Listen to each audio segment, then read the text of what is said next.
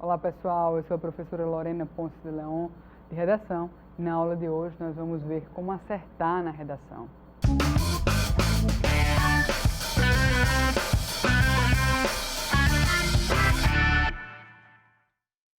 Vamos então aqui continuar o nosso diálogo acerca da produção textual, a tão temida redação do Enem, né? Que todo mundo quer tirar a nota 1000, tão sonhada, né? Aliás, pouquíssimas pessoas, ano a ano, conseguem atingir essa média. No último Enem, apenas 104 pessoas conseguiram tirar a nota 1000. 77 pessoas conseguiram tirar a nota 1000. É um número bem reduzido, bem resumido e que ano após ano vem diminuindo, né? É importante que a gente perceba que esse exame é nacional, ou seja, estudantes de escolas públicas e particulares têm a oportunidade de fazê-lo e tirar um 10 na redação do Enem se tornou algo quase que homérico, uma tarefa árdua, né? E algo muito emblemático, porque pouquíssimas pessoas conseguem tirar essa nota. Tá? É importante que você tenha em mente que a produção textual deriva de muito empenho, de um processo de muita leitura e de muita prática textual, para que você consiga, né, fazer aí com que o teu texto tenha coesão, coerência, fluidez e atenda às 5 competências que o Enem pede. Não é difícil, né? Porém, requer muito esforço e dedicação, ok? O número de participantes que tiraram a nota 1000 vem decaindo, de modo que eram 250 pessoas no Enem 2014, no Enem 2015 caiu para 104 e no Enem 2016 caiu para 77 pessoas, num universo de quase 8 milhões de pessoas inscritas. Isso é algo preocupante, porque é um número irrisório, seria 0,00000, até amanhã de manhã, 1% dos candidatos que fizeram a prova. Eu sou meio ruim em matemática, viu? Por isso que eu fiz português, mas eu sei que o número é bem baixo, tá bem? Vamos lá, para a gente esclarecer aqui algo muito importante. A primeira coisa que você deve fazer para tirar uma nota boa no Enem é, como eu acabei de falar, escrita diária. Assim como andar de bicicleta se aprende andando e caindo, escrever se aprende escrevendo. Não tem outra coisa. Eu costumo sempre dizer aos meus alunos uma coisa que é muito importante. Veja bem, professora, a gente vai fazer produção escrita novamente, mas é óbvio, se eu fosse professora de biologia, a gente ia dissecar sapo. Se eu fosse professora de educação física, a gente ia jogar bola. Mas eu sou professora de redação, então a gente tem que escrever. A piadinha à parte, esse processo é árduo e precisa ser feito. Senão, você não consegue tirar uma nota boa no Enem. Outra coisa muito importante, leitura diária, pessoal. É o que eu venho dizendo aqui para vocês, aula a aula, dia após dia. Não se escreve bem sobre aquilo que você não domina. Portanto, a leitura deve ser diária. Assistir a jornais, documentários, filmes, ler revistas, tudo isso faz parte e deve fazer parte do teu universo. Você que não gosta de ler, começa a ler contos, começa a ler crônicas. Se utiliza, né, faz uso dos meios de comunicação para ampliar os teus conhecimentos acerca do que está acontecendo na sociedade. Lembra que o Enem vai requerer de você, né, que você interprete e apresente propostas interventivas sobre assuntos, né, que são problemas sociais. Então é importante que você esteja ligado, tá? Olha só. Outra coisa muito importante, inspiração literária, pessoal. Eu já falei para vocês que as disciplinas, elas dialogam entre si. Então, é importante que você entenda que o teu texto depende da gramática, depende da literatura, depende da biologia, da matemática, da física, para que você tenha um texto coeso. Então, não negligencie esse diálogo que há entre as áreas, tá? Olha só, se o texto solicitado for narrativo, acompanha aí.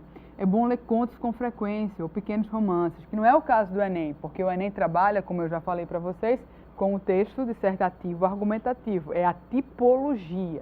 Então, esse tipo de texto vai cair no Enem e vai requerer de você que faça uso da terceira pessoa do singular ou da primeira do plural.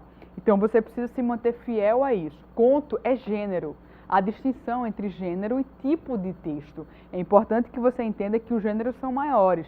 Eles abarcam os tipos são bem menores. Mas é importante que você entenda que nas aulas posteriores a gente vai estudar essa distinção para que você não caia, né, nesse erro tão comum, tá bem? Outra coisa importante, opinião alheia. É interessante mostrar os textos para alguém.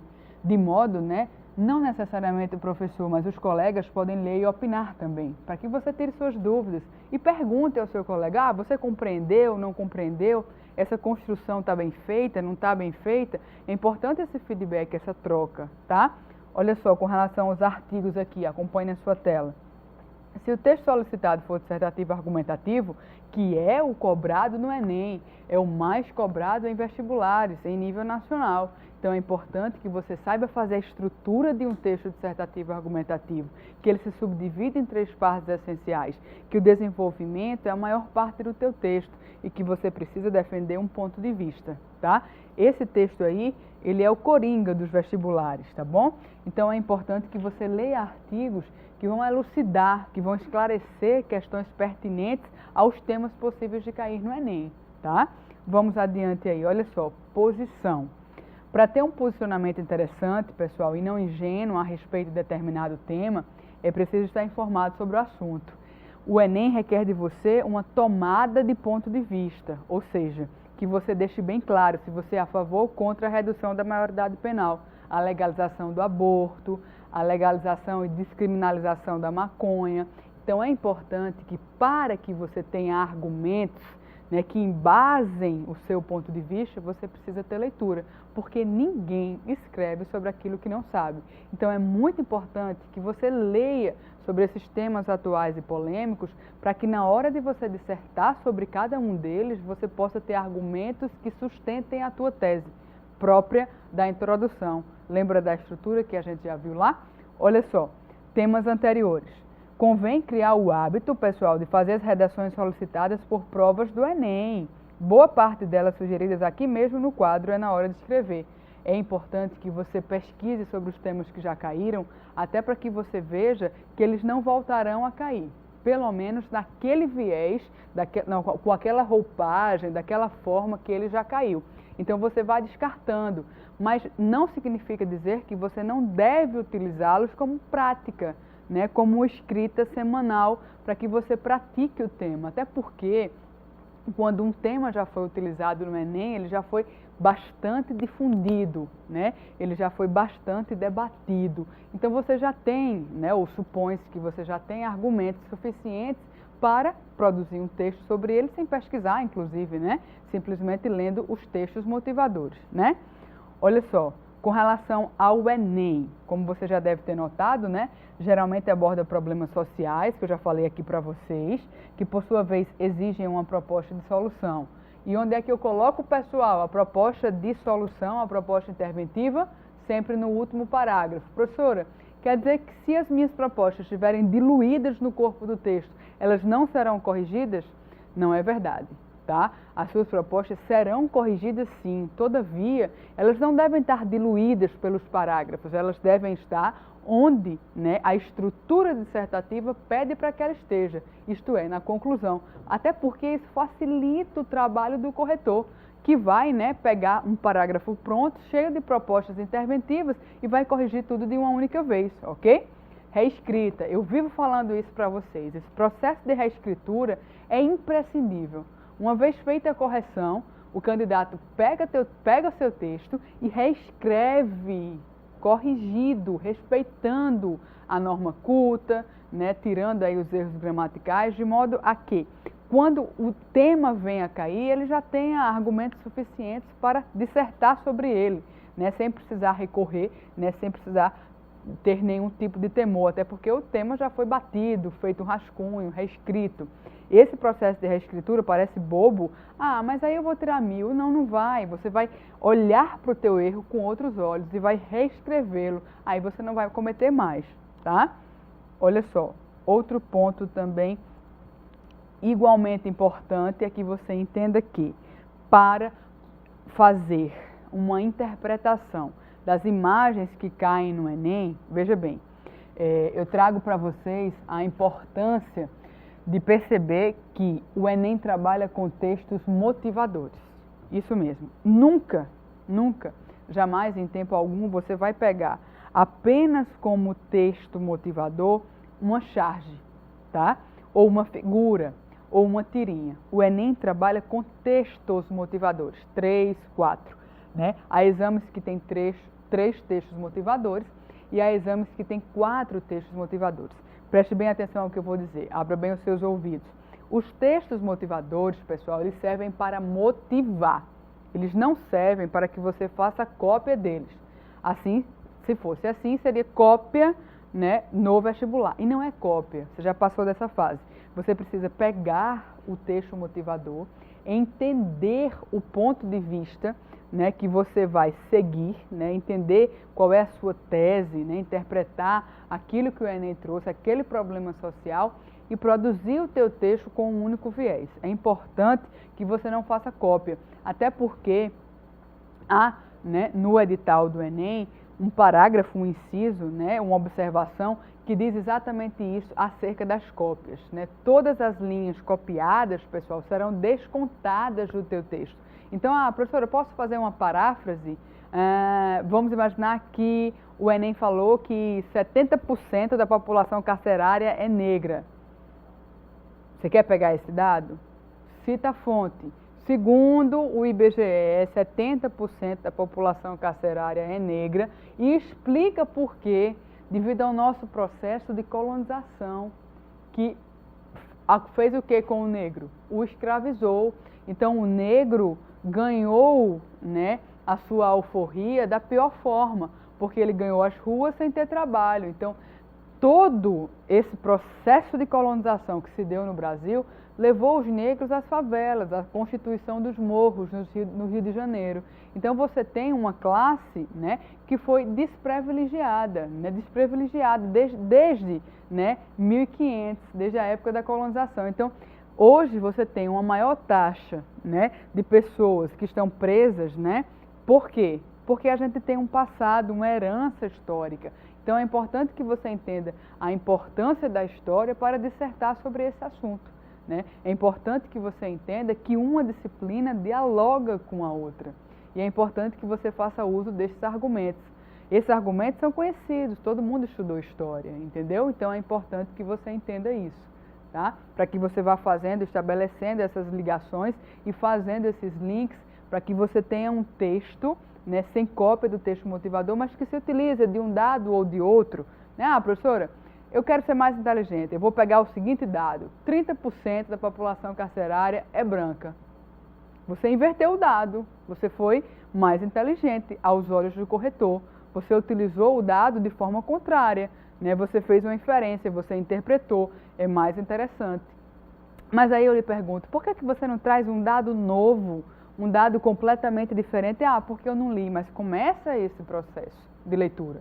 Começa a destinar um tempo do teu dia, da tua semana, para que você consiga ler artigos, revistas, veja documentários, assista a filmes, dialogue com seus colegas, de modo que vocês troquem informações pertinentes para uma futura produção textual, ok? Vamos lá interpretar aqui na proposta 1, né, na questão 1, o que é que isso nos traz, né, para que a gente possa escolher aí e possa produzir futuramente. Olha só, com base no enunciado abaixo, olha só, essa questão foi da UEPB, da EAD, né, que é Educação à Distância, usada em 2011.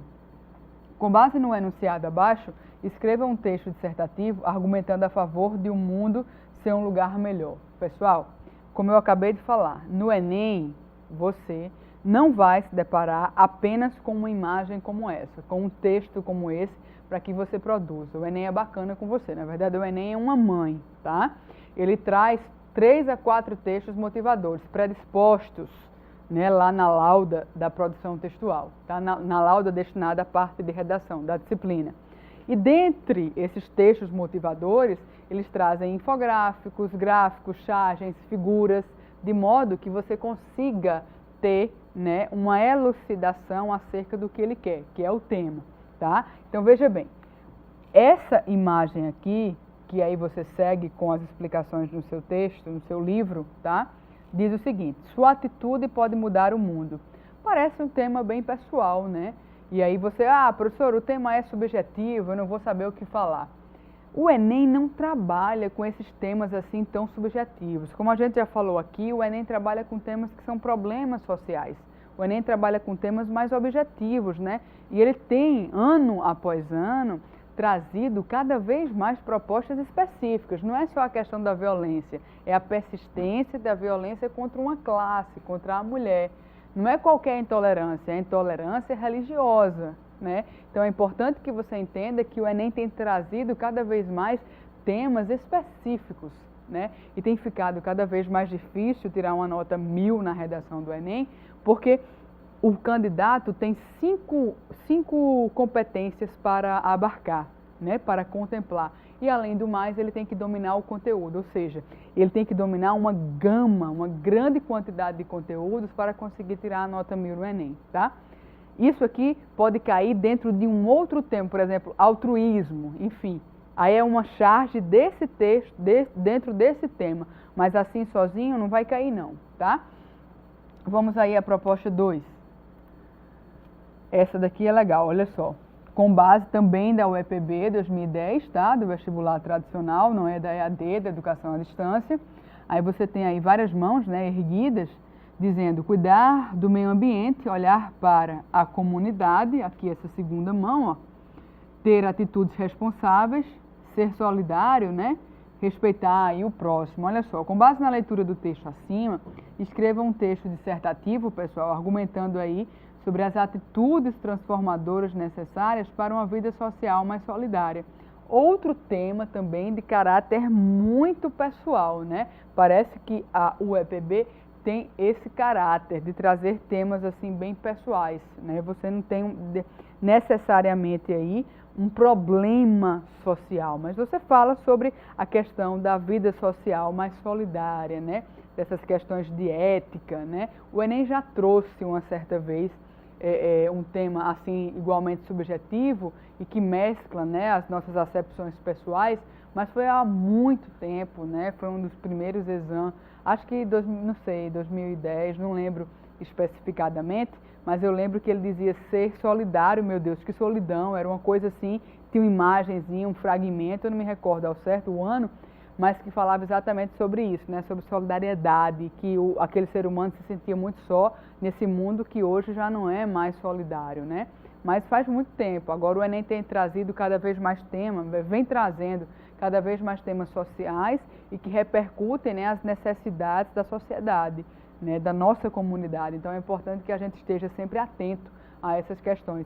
Eu sempre gosto de interpretar, porque você não é só obrigado a fazer o Enem, você pode fazer um outro tipo de exame, né? E aí você pode se deparar com uma dessas charges, com uma tira, e aí a partir disso, né, o candidato ser colocado, ser posto a produzir um texto a partir, né, dessa ilustração. Então é importante que a gente também saiba interpretar essas imagens, essas figuras e possa dialogar com algo mais concreto, né? Já que você tem aí, olha, veja na sua tela, argumentando sobre atitudes transformadoras necessárias para uma vida social mais solidária, né? Então, solidariedade, altruísmo, ética, respeito, né? Então, a gente tem o tempo inteiro, sobretudo aqui no Brasil, uma cultura da transgressão, do jeitinho brasileiro. Então, se você faz um diálogo com algo mais concreto, e você olha ao seu redor e percebe que isso acontece com você, na sua comunidade, na sua escola, você já estabelece um link, né, com esse algo mais concreto e puxa isso para o teu texto de modo que ele tenha um viés, né,